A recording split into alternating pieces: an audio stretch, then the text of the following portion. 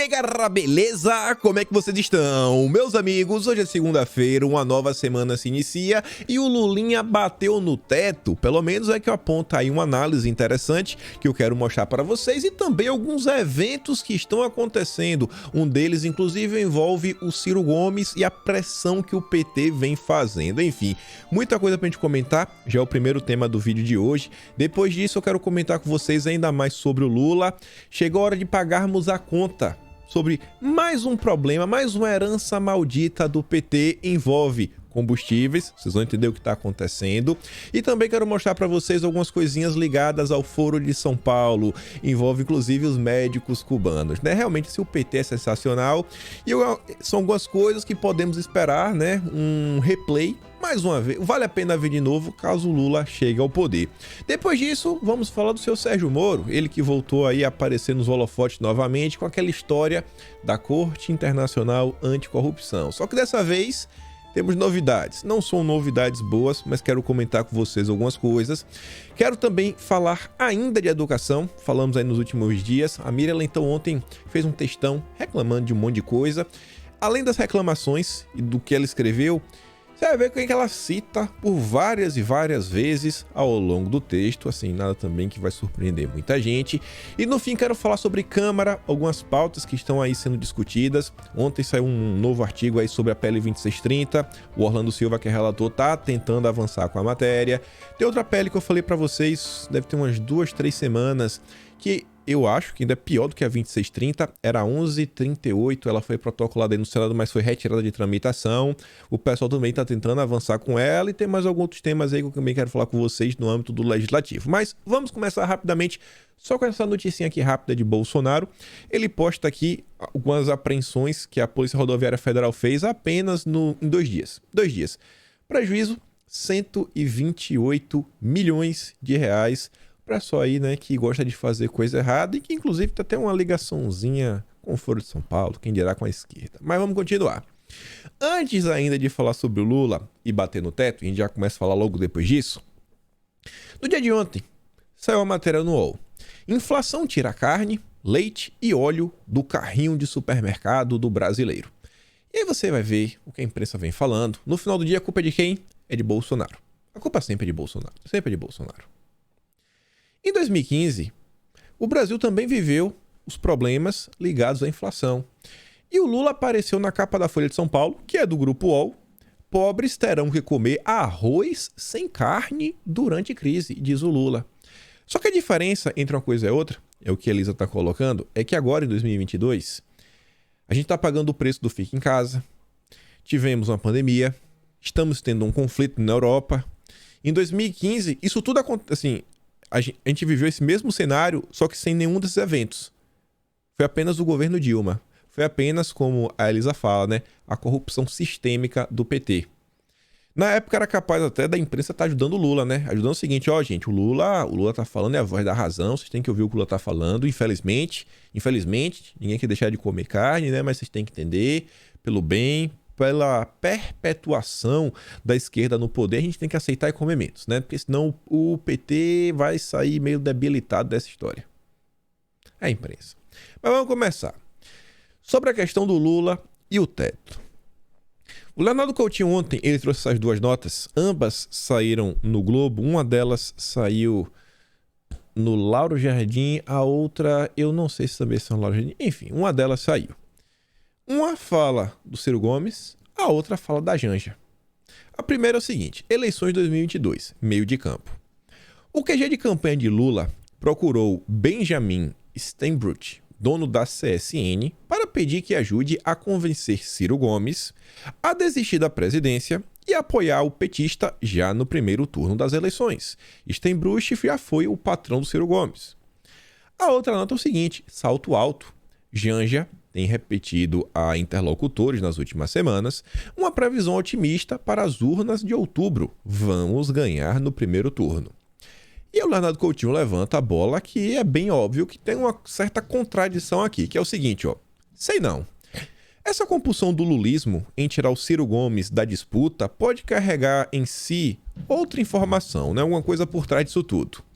Da porta para fora, o clima já ganhou. para a imprensa, para os petistas, tentar manter a militância aquecida.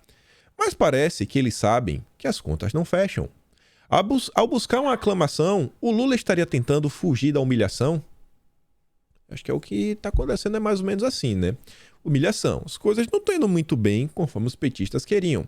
Vocês podem ver, semana passada, a gente comentou no vídeo de ontem foi domingo, né? Então a gente considera a semana passada. A primeira semana começa na segunda-feira. Semana passada tivemos 3 pesquisas onde Bolsonaro aparece em primeiro lugar com ampla vantagem. Uma pesquisa realizada no Distrito Federal, uma realizada no Paraná e uma realizada no Rio Grande do Sul. Mas o Lula vence no primeiro turno, beleza. Aí veja isso daqui, sobre Ciro Gomes. Ciro sobe o tom contra Lula e aumenta isolamento no PDT. É a manchete. E tem um parágrafo que falava o seguinte: os ataques do pré-candidato do PDT ao Planalto têm sido usados, inclusive, por aliados do presidente Jair Bolsonaro para criticar o petista. Ou seja, além de não ter os votos do Lula ou do Ciro, o Lula tá sofrendo ataques. A própria esquerda aí tá vendo as contradições do Lula, porque o Ciro tá reforçando as coisas obviedades, como por exemplo que o Lula não é inocente. No fim de semana, a declaração de Ciro durante live com o humorista Gregório do Vivier, que eleitor de Lula, ficou entre os assuntos mais comentados do fim de semana. A hashtag "O Lula não é inocente, babaca" foi impulsionada principalmente por perfis bolsonaristas. A repercussão foi tanta que a Folha de São Paulo também falou sobre o tema. Debate entre Ciro e do Vivier vira alvo da esquerda e munição para bolsonaristas. E olha que o Lula não tá falando nada. Foi proibido de falar, né, pelo marqueteiro, pela Rede Globo, a gente sabe. A Globo não deixa o Lula pisar na rua e parece que agora também não deixa o Lula falar. E aí você vê isso daqui. A confusão foi tanta que o Cristiano Zanin, advogado do Lula, veio fazer um certo malabarismo, falar o seguinte, ó, vídeo. Advogado Cristiano Zanin explica por que Lula é inocente. Entenda a explicação. A Elisa fala, né? Malabarismo. Tem que explicar. Estão tentando aí conter os danos. Estão tentando conter os danos e isso daqui não é para a direita. É isso que você tem que prestar atenção. Esse vídeo que o Zanin gravou, ele não é endereçado para as pessoas de direita. Ele é para falar com a militância de esquerda. Tentar pegar os eleitores do Ciro e falar, não, cara, ó, não é assim não, Lula é inocente. Porque no segundo turno eles querem trazer os votos do Ciro Gomes. Eu conheço um cara que estudou comigo na faculdade, o nome dele é Pedro, a gente conversou um dia, porque um dia que eu fui no Pânico, ele me ouviu no rádio, entrou com a ideia, ele falou que ia votar no Ciro. Mas no segundo turno ele não vota no Lula de jeito nenhum. Assim, quantos mais igual o Pedro não tem? Mas vamos continuar. O Leonardo Coutinho fala de uma possível humilhação que o PT vem sofrendo. Semana passada eu me dei o trabalho de assistir uma live do Brasil 247, onde eles conversavam com o Rui Costa Pimenta, do PCO, fazer uma análise. E o Rui Costa Pimenta, ele estava assim bem pessimista mesmo, e ele apontava, dentre os problemas, que a esquerda, cara, tá muito difícil. Os movimentos estão tentando arrumar ajuda aqui, ajuda a colar os deputados, nem ônibus está tendo. Ele citou lá um congresso, não sei se era da UBS, o JS, enfim. Ele falou lá que não tem apoio nenhum, os deputados estavam nem tchum, sabe? Ninguém sabia quem falar, tava tudo perdido, que no passado as campanhas não eram assim. E essa matéria do Globo vai na mesma linha falando o seguinte: PT só atinge 40% da meta para comitês populares. Falaram que queriam criar 5 mil comitês ao redor do Brasil para batalhar nas redes, nas ruas, etc., trazer a verdade. Mas a previsão da legenda era de que seriam 5 mil até maio. Pois bem, maio chegou e o PT só conseguiu abrir 2 mil. Assim, não tá muito bom, né? Aí fala o seguinte, ó, lançados pelo PT em fevereiro como uma nova experiência partidária para contribuir com a defesa da democracia no país. Prometeram 5 mil, tem 2 mil. O PT não vai muito bem, mas vamos continuar. Aí vem, própria Globo, né, já avisando. Lula e Bolsonaro vão aos debates eleitorais? Lula deve ir sim, Lula deve ir. Mas apenas alguns, deve ser os da Rede Globo, né? Porque aí a gente sabe como são as coisas, aquelas perguntas casadas, não, vamos aqui daquele jeitinho pra sair bonitinho. E aí pergunta se Bolsonaro vai. E aí, segundo Flávio Bolsonaro, assim, segundo informações do Lauro Jardim, já Flávio Bolsonaro, que integra o comando da campanha do pai, defende a ida do presidente aos debates, mas só se Lula for. Só se o Lula for. Se o Lula for, a gente vai. Se não, fica em casa, não vamos perder tempo com isso, não. E aí que chega a história do teto. Esse artigo aqui, o interessante dele é o seguinte. Esse Brasilianista é um site... Ele não repercute essas notícias, sabe? Aconteceu isso, aquilo, outro. Aquelas notícias do dia a dia. Normalmente é um site que tem algumas análises, algumas coisas, fala muito de Congresso, Câmara... Enfim, é um site que é ligado ao pessoal da Arco Advice. Inclusive, o Carlos Eduardo Bellini Borestein, não sei se se pronuncia o sobrenome dele, ele é um dos analistas da Arco Advice. Então, essa galera que está aí conversa com muita gente, desde o mercado financeiro até a classe política, para tentar fazer as suas análises e vendem a preço de ouro. E ele escreve o seguinte: o teto de Lula. O cenário de consolidação da polarização entre Lula e Bolsonaro nas pesquisas, combinada com a falta de tração da terceira via, tem levado os setores mais otimistas do PT a sonharem com a vitória já no primeiro turno. Esse otimismo decorre, principalmente, do aumento da inflação, que desgasta Bolsonaro e tem sido o principal responsável por frear a recuperação do presidente nas sondagens, principalmente na última semana. Então, para a turma da esquerda, a gente já sabe, quanto pior, melhor. Quanto pior estiver o Brasil, melhor para eles. Porém, um levantamento realizado pela Arco Advice, tendo como base a média das 6 pesquisas divulgadas neste mês e consolidando somente os votos válidos, aponta que Lula pode ter chegado no seu teto de intenções de votos. Não cresce mais. Conforme podemos observar na tabela abaixo, neste momento, Lula teria praticamente o mesmo percentual de votos válidos de quando disputou sua última eleição presidencial em 2006. Não vou trazer a tabela. Outro fator que indica que o Lula possa ter chegado no teto é a pressão que o PT começa a fazer para que o Ciro Gomes desista de ser candidato. Como o Ciro é o nome mais forte da terceira via, com cerca de 8% das intenções de votos, sua desistência poderia aumentar a votação do ex-presidente, pois parte do eleitorado de Ciro tem Lula como a segunda opção de voto. Parte do eleitorado, parte. E qual é o grande problema disso? Se no primeiro turno já está polarizado, o segundo turno aí não tem o que falar, porque só são dois. E aí o tempo de TV, cara, é só para aqueles dois. A campanha é só ali, é nervos à flor da pele. E aí, segundo parágrafo. Também temos que considerar que hoje Lula vive seu primeiro momento, etc. Desde que deixou a presidência em 2010, pelo presidente, é o principal beneficiário da rejeição de Bolsonaro, enfim. Porém, quando a campanha começar, Lula se tornará alvo da eficiente máquina de mobilização digital bolsonarista, que deve explorar a pauta dos costumes e a narrativa antipetista contra Lula, podendo comprometer parte da força eleitoral que o ex-presidente apresenta. Então, se o Lula hoje já está no teto e nem começou a campanha para valer, imagine quando começar. E imagine no segundo turno, que é só Lula versus Bolsonaro. Não tem historinha, eu vou votar nulo. Não é nem votar nulo. É aquele cara que fala assim, primeiro turno, não vou nem sair de casa. Aí imagina o segundo turno, que ele fala assim, tá, eu não gosto de Bolsonaro, mas é o Lula.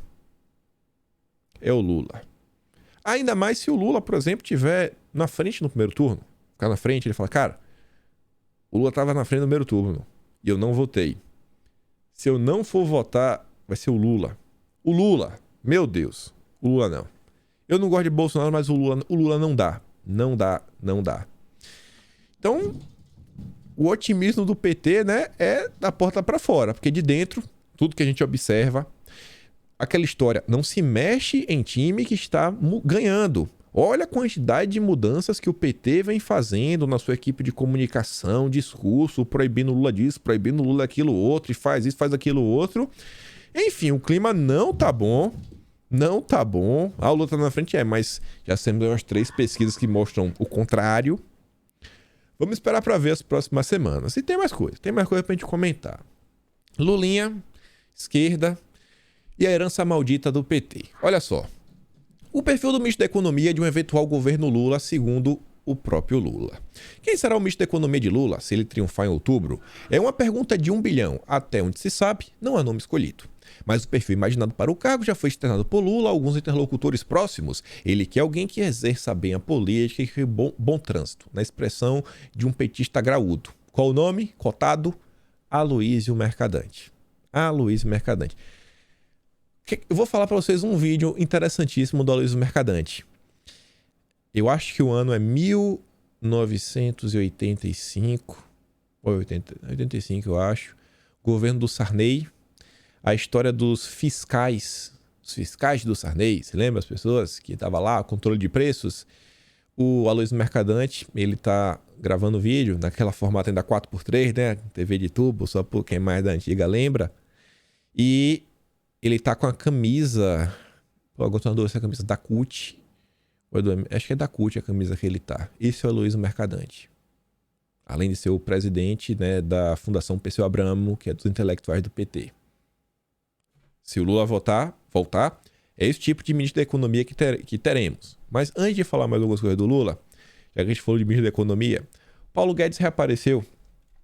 Na verdade, não apareceu, né? Esse vídeo a gente comentou, mostrei para vocês alguns pedaços, mas foi fantástico a fala dele, mostrando como o Brasil está condenado a crescer, a dar certo. E a Tsuki traz aqui outro recorte do vídeo, que eu achei bem interessante, pra você ver a diferença, né? Enquanto Lula está preocupado com alguém com trânsito político, com aquela pompa, né? Que sabe entrar, aparecer, amigo da imprensa. O governo Bolsonaro não espera isso, pelo menos não do Paulo Guedes. Vamos escutar juntos. Esse negócio da demissão, uma parte são os caras que perderam a eleição. Eu contei, é público, que teve um governador que ligou para mim e falou: sai daí, cuida da sua biografia. Gente, começou o Covid, pessoas morrendo. Sai daí para cuidar da sua biografia. Pô, o cara não entendeu nada, pô. Baixando 1.500 tarifas de produtos médicos hospitalares, garantindo a produção de ventilador pulmonar, pô, garantindo a não exportação. Botei a Receita Federal para garantir que a gente não exportasse esses ventiladores que a gente produzia aqui dentro, máscaras, tudo que precisava fazer aqui dentro. Ao mesmo tempo aprovando auxílio emergencial, que a gente numa hora de guerra, ajudando 200 milhões de brasileiros. Tô cagando para política, eu quero ajudar a dar certo o negócio. Aí o cara fazendo política, subindo em cadáver, ligando, abandone a sua biografia. Ele falou: cara, esquece, pô. Minha biografia vai ser julgada pela história. A história, daqui a 5 anos eles vão olhar os números e ver o gasto era 26, voltou para 18, o déficit era 10, voltou para 0, pô, vacinaram todo mundo, botaram o Brasil crescendo de novo, acertaram 800. Estou preocupado com a população, pô. Tô cagando para política, não tô nem aí para vocês, pô. Sai, não enche meu saco. Então você vai fazendo inimigos. Você mais briga aqui, briga ali, briga ali. Tá vendo a diferença? Lula quer alguém com trânsito político, amiga de todo mundo. O Paulo Guedes, que só tá lá por causa de Bolsonaro. Vamos ser bem óbvio, né? Esse é o posicionamento dele.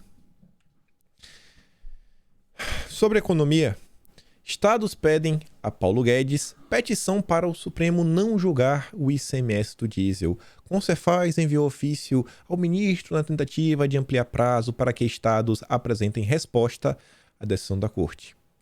Eu nem vou trazer a matéria toda, porque acho que a Yara ela resumiu tudo, sabe, em poucas palavras.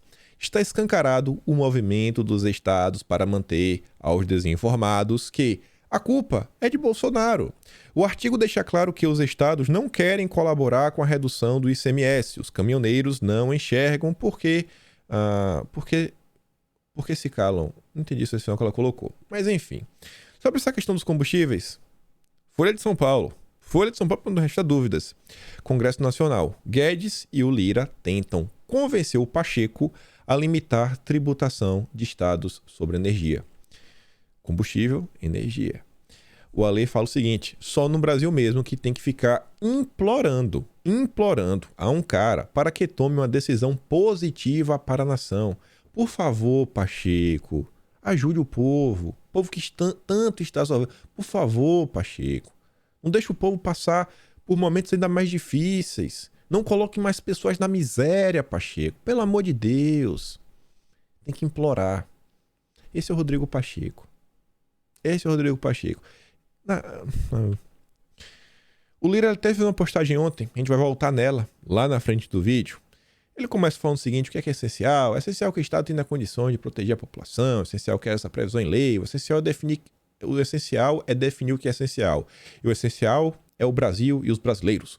O Congresso começar pela Câmara, tenho certeza, sempre ficará, como sempre ficou, a favor do que é essencial para o nosso país. E esta semana isso ficará essencialmente claro. O Brasil acaba com a taxação excessiva de bens e serviços essenciais, ou a excessiva taxação de bens e serviços acaba com o Brasil. O Brasil precisa controlar a salva, mais uma vez. Eu acho que ele está se referindo à questão ligada aí aos combustíveis. Mas quero voltar nesse post, lá no primeiro post, na primeira postagem. O que é essencial, o que não é. Texto meio complicado, mas a gente volta. Falei pra vocês que a herança maldita chegou, né? Essa matéria foi do dia 21, ou seja, de anteontem. Estatal boliviana reduz 30% do fornecimento de gás natural ao Brasil. Petrobras diz que está tomando medidas para que YPFB cumpra contrato. A Petrobras informou, que vem recebendo ao longo do mês de maio volumes de gás natural inferiores aos solicitados no âmbito do contrato firmado com a estatal boliviana, que está impactando o planejamento operacional da companhia brasileira. Tal redução de 30% não estava prevista e implica a necessidade de importação de volumes adicionais de gás natural liquefeito para atendimento aos compromissos de fornecimento da Petrobras. Se lembra dessa estatal boliviana? Se lembra que, na verdade, ela era do Brasil? Se lembra de como Lula trabalhou para ajudar, intermediar essa venda para a Bolívia? Olha a herança. Olha a herança. E isso daqui ficou revelado depois. Tem vídeo do próprio Lula, já mostrou esse vídeo passado, que as negociações para isso acontecer começaram antes do Evo Morales chegar ao poder. Mesmo antes dele chegar ao poder, ele já tinha sido recebido pelo Lula. O próprio Lula narra isso. Já falamos isso recentemente em vídeo. Em dossiê, inclusive. Aí agora, a Petrobras tendo que comprar mais. Você comprar assim em cima da hora. Será que o preço é o mesmo? Será que com certeza tem um aumento, né? Será que está sendo repassado para o consumidor? Sim ou com certeza? Agradece ao Lula. Agradece ao Lula. O Luiz Paulo diz, herança maldita. Primeiro, o exército boliviano apropria dos campos da Petrobras em 2006 e agora reduzem o fornecimento. Parabéns ao PT por mais essa herança.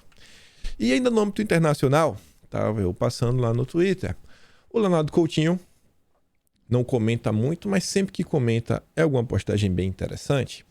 Ele só deu um RT. Só deu um RT. Um caso que falei, cara, olha só como são as coisas. Muda o presidente, mas a esquerda é igual. É igual. Aqui aconteceu no México com o López Obrador, amigo do Lula. O Lula, inclusive, foi visitar, etc. E é o López Obrador que está fazendo pressão para... Eu não lembro agora se é a Cúpula das Américas, um negócio aquele evento que o Biden até queria que o Bolsonaro vá. O México falou, ó, se não chamar a Venezuela e a Bolívia, eu não vou. Chamar eu não vou, fazendo pressão para chamar. Achei Nicarágua também, acho que é Bolívia, Venezuela e Nicarágua. Venezuela e Nicarágua é certeza absoluta. Se não chamar, eu não vou. Se não chamar as ditaduras, eu não vou. Foro de São Paulo, ó, fechado, os amigos do Lula. Tradução da matéria, tá em espanhol, né? A primeira coisa são os direitos humanos e a sua insistência só mostra que a violação deles não lhe interessa. O que aconteceu? López Obrador manda para o pip, manda para aquele lugar, ele usa a palavra, carajó, que você deve ser traduzir fácil para o português. Quem se opõe, ele mandou para aquele lugar qualquer pessoa que se oponha à contratação de médicos cubanos. Eu sou contra a contratação do médico cubano. Vá para aquele lugar. Mas vamos para a matéria, tem uma coisa interessante. Abre aspas, aqui é a tradução.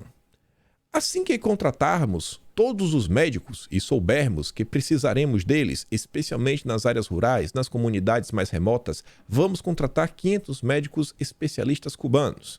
E isso deixa os conservadores muito zangados, sabe? Bem, deixe-os ir para aquele lugar, porque a primeira coisa é a saúde das pessoas.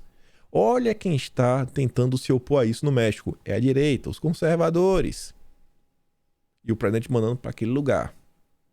A decisão do presidente mexicano de contratar 500 médicos cubanos foi fortemente criticada por federações, associações e faculdades de medicina do México, que consideram um grave ofensa aos profissionais de saúde no país. E falam o seguinte, representantes de 30 grupos emitiram um forte protesto no qual alegaram que no México existem médicos aprovados por universidades, alguns dos quais estão desempregados ou subcontratados, com salários muito baixos ou em áreas de extrema insegurança. Então contrate os próprios mexicanos. Gente, é exatamente o que aconteceu no Brasil. Tendo vários médicos no Brasil, contratou lá em Cuba. O que foi que o governo Bolsonaro fez? Não, cadê esse pessoal do Revalida? Cadê o pessoal que foi estudar, sei lá, na Bolívia, na Argentina, que ainda não validou, não pegou o CRM bonitinho, não estudou pra fazer, não estudou para fazer a prova do Revalida? Vamos aqui um programa. Sai os mais médicos. Vamos trazer os próprios brasileiros. Vamos criar um programa para os brasileiros ajudarem os brasileiros. Porque tem que ser de Cuba, em específico. É a mesma coisa. Não importa, sabe, você vê, não importa o nome, de onde nasceu, quantos anos tem. Quando é de esquerda, ainda mais quando é do Foro de São Paulo, né? Bate continência para Cuba. Mas vamos continuar. Você acha que se o Lula voltar no poder não vai ser a mesma coisa? E olha isso daqui. Aí isso daqui vocês vão ficar putos da vida. Vocês vão ficar putos da vida. Parlamentares de mais de 20 países fazem apelo por eleições mais seguras na Colômbia. Você deve estar pensando, pô, peraí, o pessoal está pedindo eleição segura. Vai vir aí um ataque à instituição. Não vai vir não. Porque quem está pedindo é a esquerda. Quem está pedindo é a esquerda. Então aí você tem que levar a sério, né? Quando a esquerda fala que não tá bom, é porque não tá bom. Eles podem criticar o que quiserem, mas enfim. Um grupo de 90 parlamentares e figuras políticas de 24 países diferentes como Brasil, Estados Unidos, Uruguai, Espanha, Alemanha, Irlanda e Portugal assinaram uma carta pedindo mais transparência e segurança nas eleições na Colômbia. Eles falam que o candidato da esquerda pode ser vítima de um atentado, que isso, que aquilo, outro. Não estão na frente nas pesquisas, né? Não devem ganhar. E olha uma pressão internacional. Olha como está ficando normal uma interferência internacional em eleições. Olha como a esquerda é algo assim, né? Realmente é a tal da Internacional Socialista. Quero mostrar para vocês só alguns nomes, que já diz muita coisa. Só alguns nomes. Nem esquece o nome da mulher, mas ó. Ministra da Mulher, Gênero e Diversidade, né? Que tá ligado a direitos humanos, a diversidade. Argentina. Rafael Correa, ex-presidente do Equador. Tá envolvido da nova Constituinte, a mesma coisa que o PT sancionou lá naquele programa de 2020. É do Foro de São Paulo, Rafael Correa. Dizem que também caiu por um golpe. Aí você vê o Noam Chomsky, esse cara aqui influencia inúmeras pessoas do direito brasileiro, aí da área da esquerda. Esse cara tem uma live com algumas pessoas que prefiro não falar o nome. E, amigo, assim, o Felipe Neto já recomendou esse cara várias e várias vezes. Coloca aí Noam Chomsky, coloca assim o nome da política brasileira, algumas pessoas assim bem de esquerda, bem iluminadas, que vocês vão falar, rapaz. Mas continua. Esse nome aqui que eu também esqueci de colocar, né? Heinz Bierbraun, presidente do Partido de Esquerda Europeu. É da Alemanha. E quem está apoiando os Estados Unidos, né? Socialistas Democratas da América. Comitê Internacional. Tem aqui também quem está apoiando, Mônica Valente, secretária executiva do Foro de São Paulo. Olha quem está pedindo, sabe? Mais transparência, sabe? Mais apoio para as eleições da Colômbia. E tem um nome que eu achei bem interessante, que é o seguinte: membro da Assembleia Legislativa do Estado de São Paulo, da LESP, deputado estadual por São Paulo, Paulo Fiorilo. Sabe quem é esse? Paulo Fiorilo foi o cara que o super conservador, o Abraham Weintraub, que critica Bolsonaro por qualquer coisa que Bolsonaro faz, doou 3 mil reais em 2016. Ó, Abraham Weintraub deu 3 mil reais para o caixa de Paulo Fiorilo em 2016, conforme o sistema de prestação de contas do TSE. Mas ele é o super conservador, viu? Bolsonaro que é o traidor. Só os melhores dos melhores dos melhores nomes. Confia que vai dar certo. Confia que vai dar certo. E pra gente fechar aqui esse tema, o Pondé, eu não sei porque a galera acha que o Pondé é um cara super inteligente, né? Um filósofo. Ele escreveu um artigo ontem, eu não vou ler o artigo, mas é o seguinte, ele coloca assim: bolsonaristas são batedores de carteira e o PT é gangue sofisticada. Se você não abraça nenhum dos polos da corrupção, terá zero opção nas eleições para presidente neste ano. Pensa em tudo que a gente vem comentando nos últimos meses. Melhor, pensa só o que a gente comentou no vídeo de hoje. Melhor ainda, pensa apenas no que você conhece sobre o PT. Só o que você conhece pelo PT. E o cara tá tentando meio que equiparar as coisas, né? Não, o Bolsonaro é só um pouquinho menos pior. Os Bolsonaros são batedores de carteira. Só falta escrever no final, né? Vote nulo. Vote nulo. Vote nulo. De tudo que tá acontecendo no Brasil, no mundo, diante de todas as entregas que o governo vem fazendo, o cara tá aí nessa ainda. Você vê realmente assim, a repulsa por Bolsonaro é algo, cara, às vezes inexplicável. Mas enfim, vamos aqui continuar, né? O cara falou do seu Serginho, eu tava com saudade de falar de alguma coisa relevante sobre ele.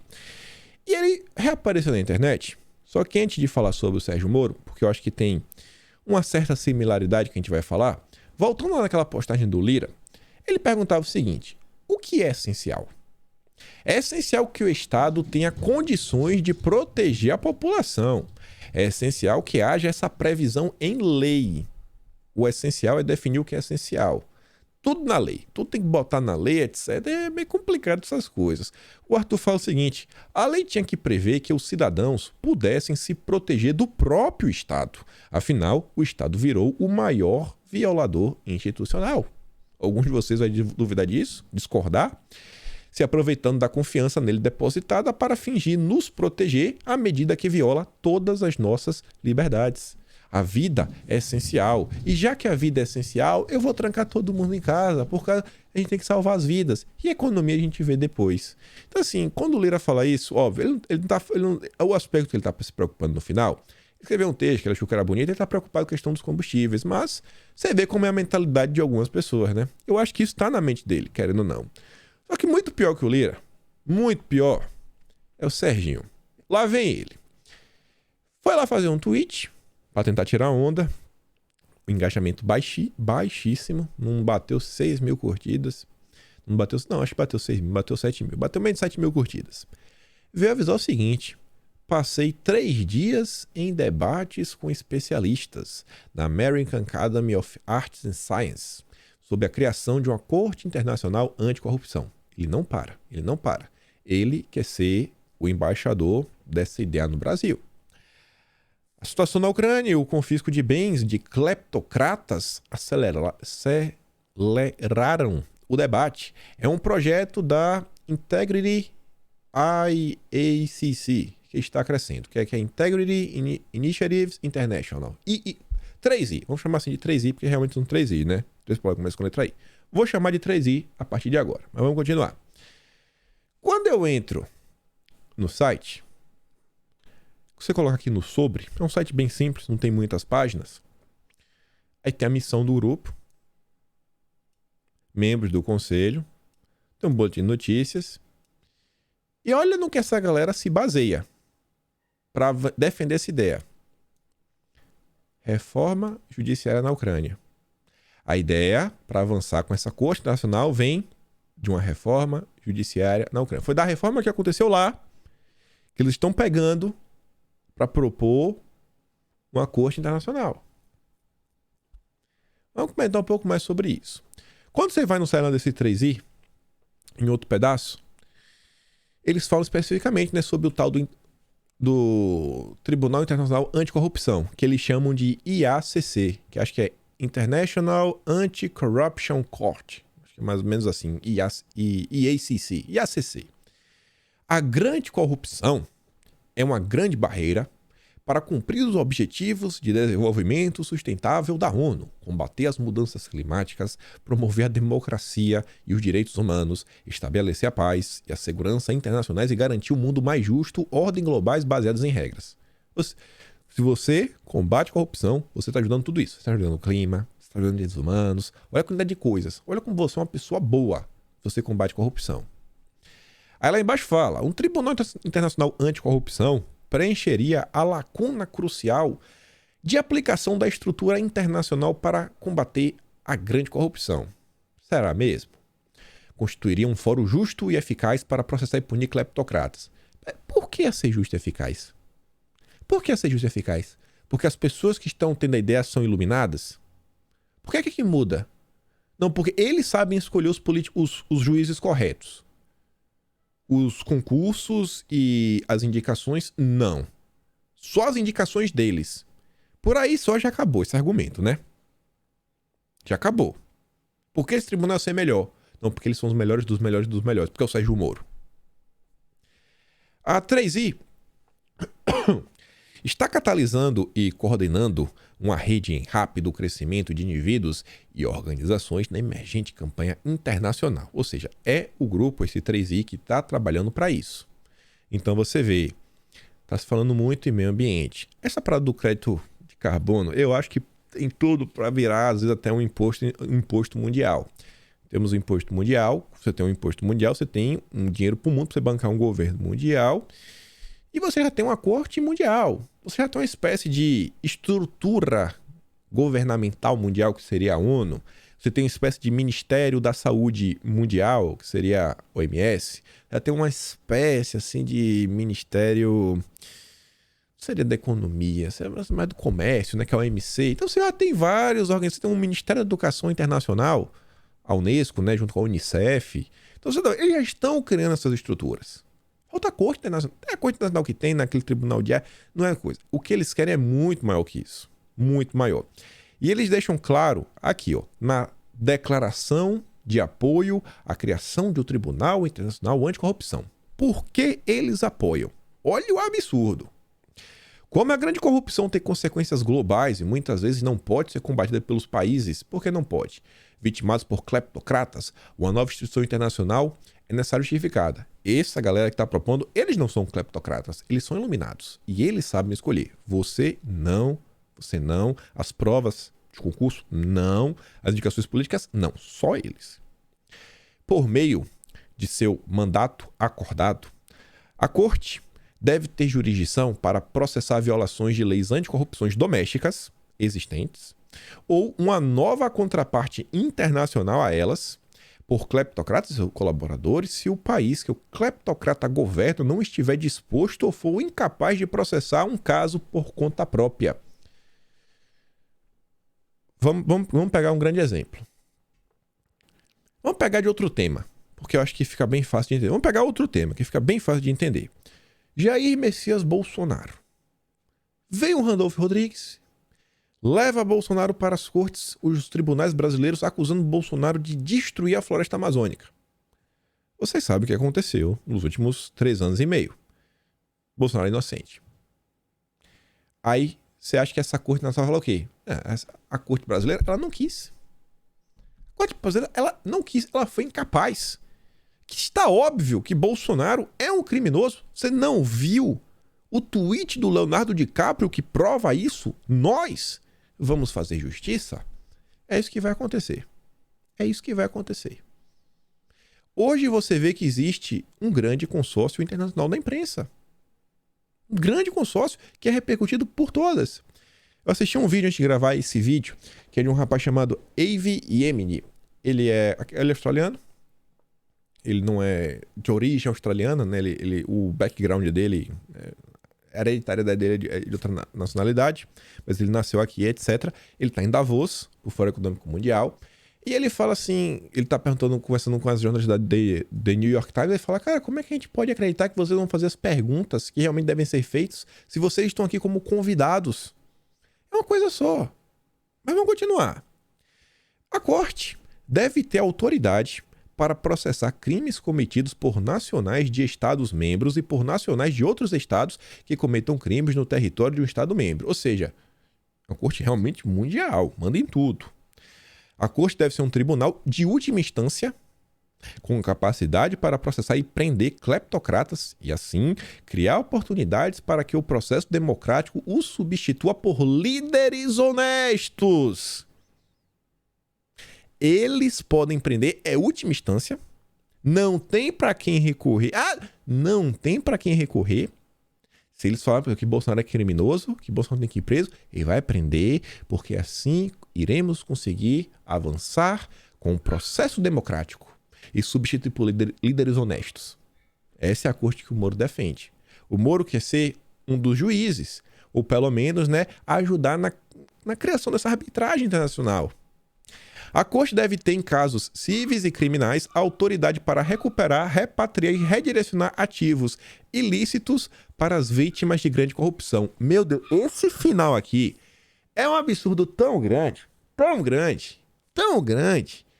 que Eu só dou um exemplo para você, que já comentou em vídeo. A tal multa que a Petrobras teve que pagar para os americanos, investidores, não sei quantos bilhões, que todo mundo se perguntou como é que chegaram naquele valor, se o pessoal não estava perdendo nada. Porque, na verdade, a contribuição das empresas, etc., era uma parte do lucro dela, parte do lucro das empreiteiras, ela devolvendo, assim, para a empresa, não teve o prejuízo, assim, na Petrobras. Como é que chegaram naquele valor? E essa multa, alguns bilhões dela, né, 2 pontos, alguma coisa, bilhões de reais, iria voltar, e a turminha da Lava Jato de Curitiba queria criar uma espécie de fundo de combate à corrupção. Você tá entendendo? Então, assim, é uma forma que é meio estranha, que pode dar margem para uma pressão internacional contra países que não estão alinhados, países não estão alinhados, sei lá, um líder mais à direita, por exemplo, e eles colocam pressão para sugar o dinheiro daquela nação e reinvestir da forma como eles acharem melhor. É basicamente isso. Imagine você defender esse tipo de ideia.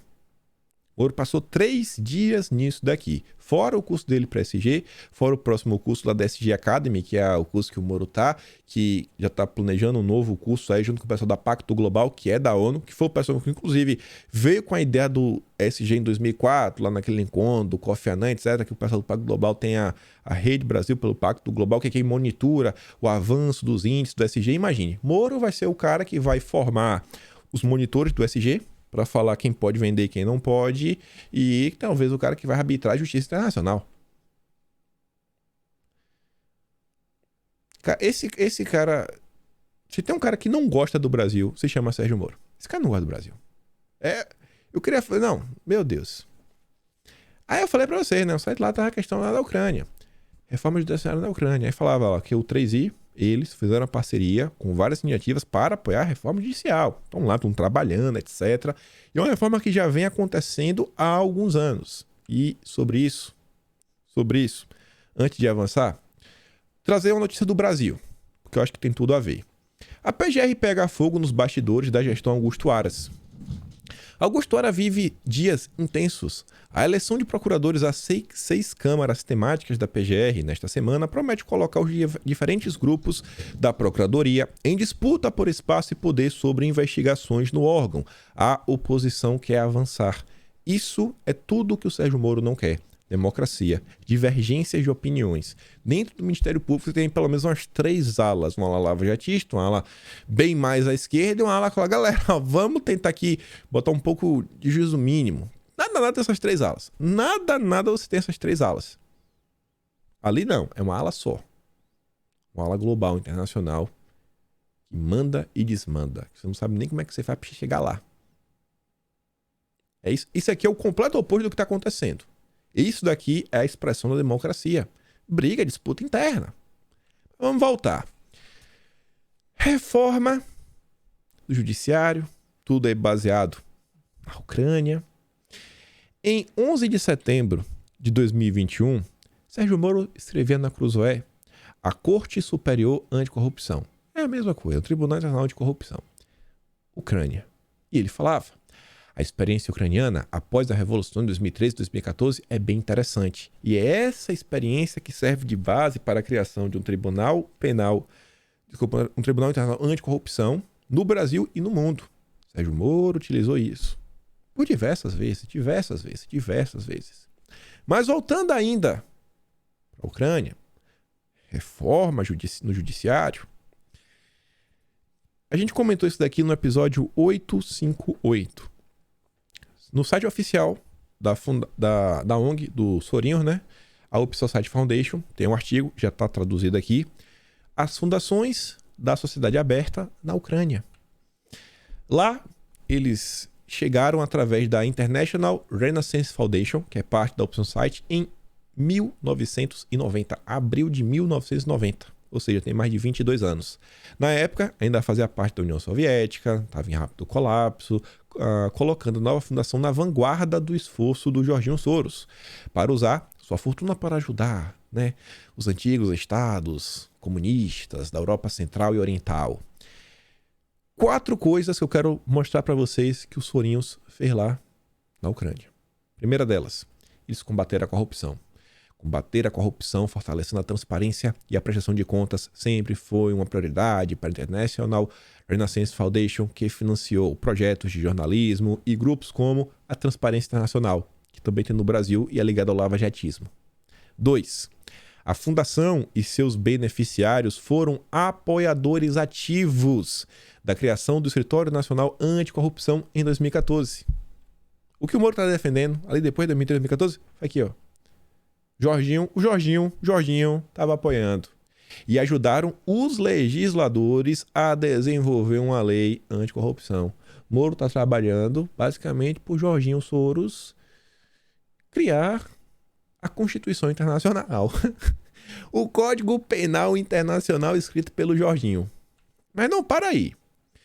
A Fundação e seus parceiros têm apoiado ativamente o trabalho do Tribunal Penal Internacional da Ucrânia. E é tudo que o Moro defende. E para a gente fechar esse tema e caminhar para o próximo, também lá, desde a década de 90, o início, a Fundação apoiou a modernização do sistema de educação, ajudando a transformar a forma como os alunos recebiam o conteúdo, né? Como os professores concebiam, e foi livros, e isso, e aquilo, outro. Com certeza, nada de homeschooling aqui. Nada de homeschooling. E é sobre isso que vamos para o próximo tema. Vamos ainda falar de homeschooling. A Miriam Leitão, ela... Como falar sem xingar? Só vou ler para vocês. Vocês ficam indignados. Os crimes de Bolsonaro em nome da liberdade têm sido muitos. Na última semana, 264 deputados votaram contra os direitos das crianças e adolescentes. Segundo ela, né? Ela votou contra. Estão atacando as crianças, usando como pretexto a liberdade dos pais. Muitos crimes têm sido cometidos em nome da liberdade no Brasil atual. Trancafiar as crianças em casa com seus pais e preceptores foi o crime da semana aprovado pela Câmara dos Deputados. Trancafiar crianças. Será que realmente está trancafiando? Será? É um retrocesso de séculos. Retrocesso. Parlamentares que se dizem liberais tiram a liberdade da criança e do adolescente de exercer seus direitos à educação plural e à convivência com pessoas da sua idade. Por quê? Cara, homeschooling é uma coisa que é tão restrito, mas tão restrito, e é como se a criança só ficasse trancada em casa. A maioria das vezes, assim, as crianças, elas têm outro tipo de atividade para, socializar com outras crianças. O pai, às vezes, economiza na escola para colocar o filho num clube de esporte. Isso é inacreditável. Aí, quem auxilia a Miriam Leitão no texto, Priscila Cruz, do Todos pela Educação. Aí fala isso, aquilo, outro. É quem está auxiliando ela ao longo de todo o texto, né? Fica parecendo às vezes que foi um texto encomendado pelo Lema, né? Mas enfim, ó. É trágico o legado da pandemia na educação. É assim no mundo todo, mas um relatório divulgado pelo FMI mostrou que o Brasil é o terceiro pior país do G20. Olhando pela economia, o fundo diz que, se o efeito da pandemia não for corrigido, o Brasil sentirá os reflexos na renda e na desigualdade. Foram 279 dias sem aula. Aqui a gente já desmente. Aqui a gente já pode desmentir um pouquinho, né? O Rafael Balboa, ele trouxe a matéria da Folha de São Paulo, que está falando sobre a FMI, né? Brasil terá a geração mais pobre com fechamento de escolas na pandemia, diz o FMI. Esse aqui é o tal relatório que a Miriam Leitão utilizou. E o Rafael Balboa, ele coloca essa notícia, ela dá RT, na verdade, numa postagem do dia 24 de março de 2020. 2020, tem mais de 2 anos, onde Igor Gadelha, todo afetadinho, falava: Bolsonaro volta a radicalizar discurso contra a pandemia. Em pronunciamento na TV, o presidente defendeu o fim do confinamento.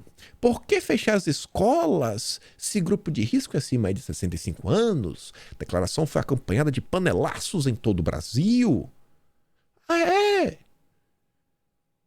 Aí, ó, a turminha da lacração Tava nem aí pras crianças. Aí agora, ai, Bolsonaro, as crianças, o homeschooling.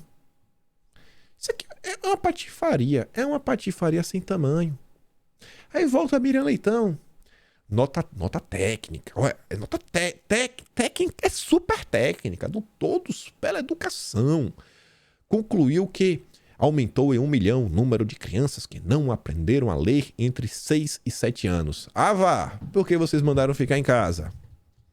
No governo de Fernando Henrique houve a campanha Toda Criança na Escola.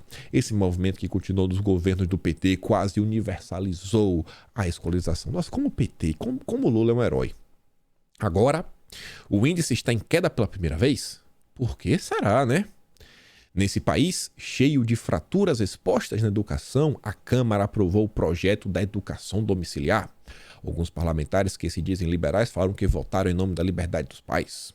Que liberdade terá criança e adolescente na formação das suas habilidades socioemocionais?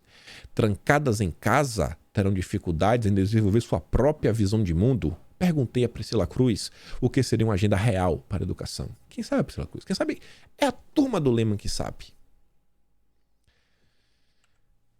Aí a Priscila Cruz, ela tinha puxado isso aqui ontem, ó.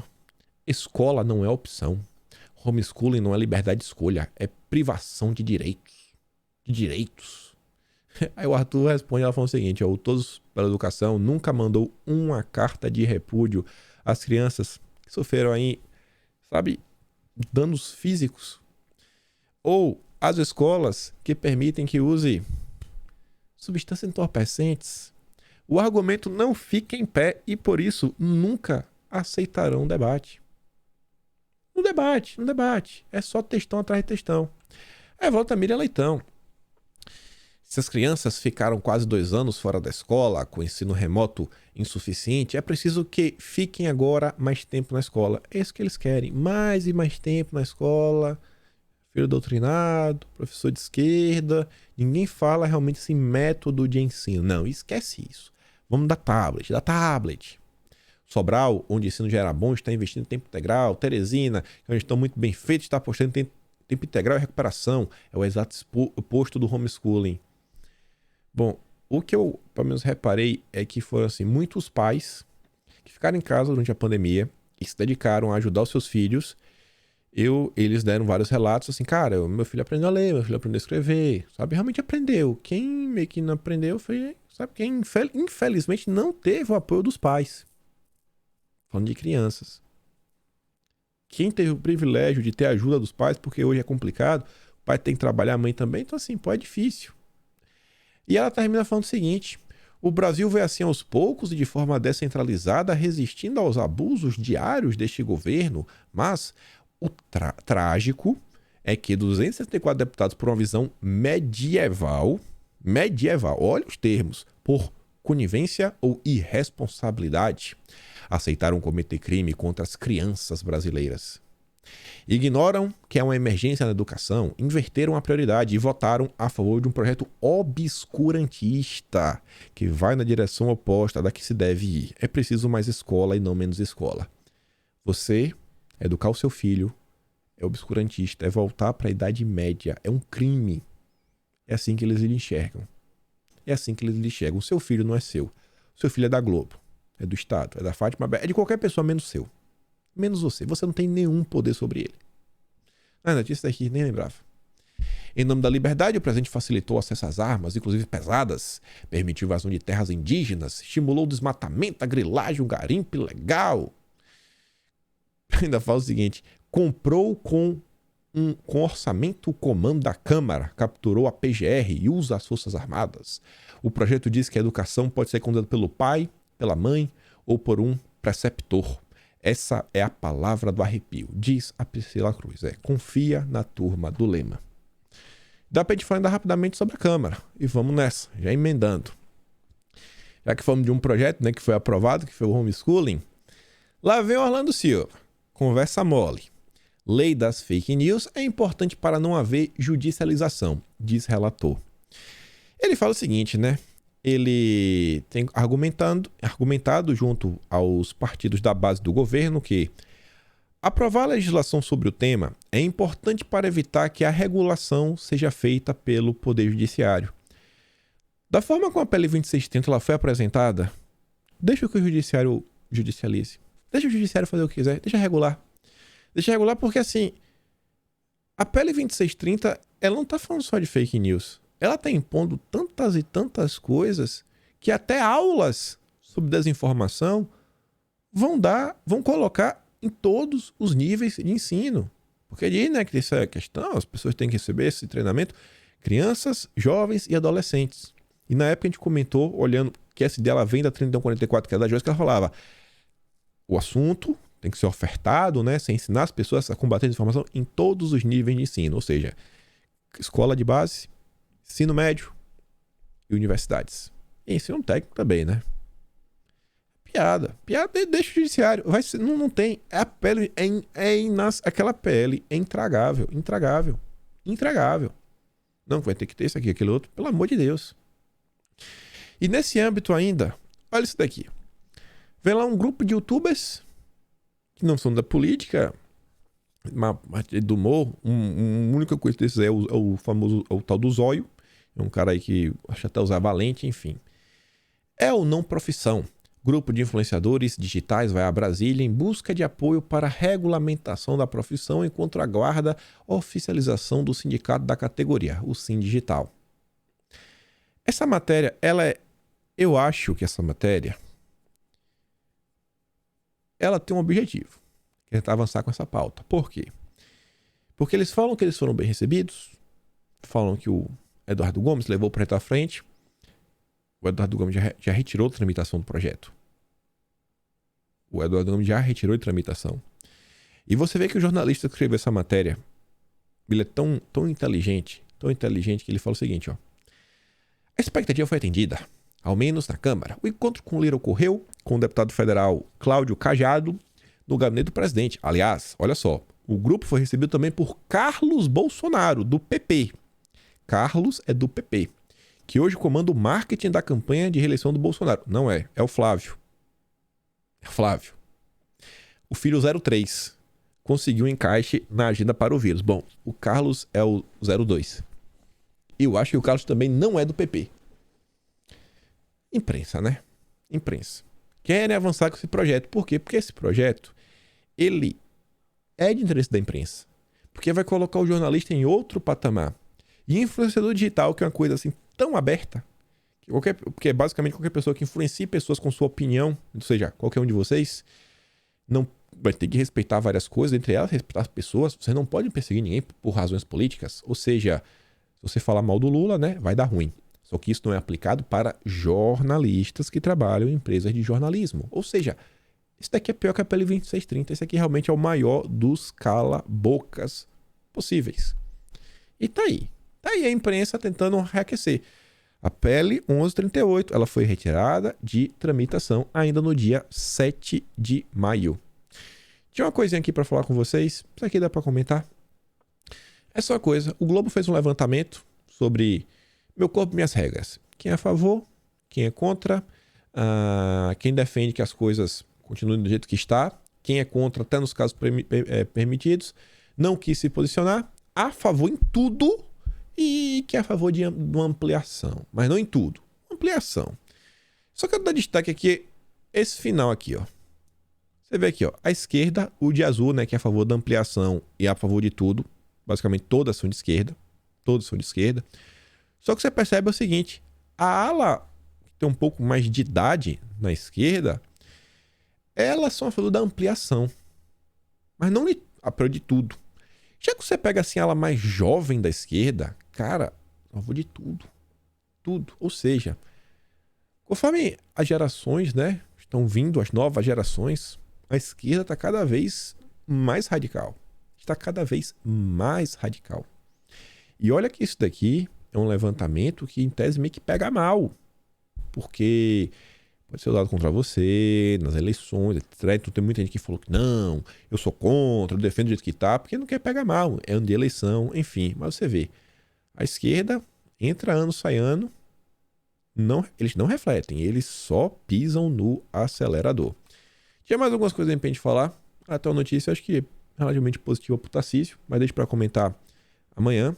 Por ficar aqui, pega lá o vídeo do Guedes no Telegram. Se gosta do meu trabalho, pode ser membro do canal, pode clicar aqui no Valeu, contribuir, pode ir pelo Patreon, link na descrição, mas acima de tudo, compartilha esse vídeo, meu amigo. A gente se vê amanhã. Fui!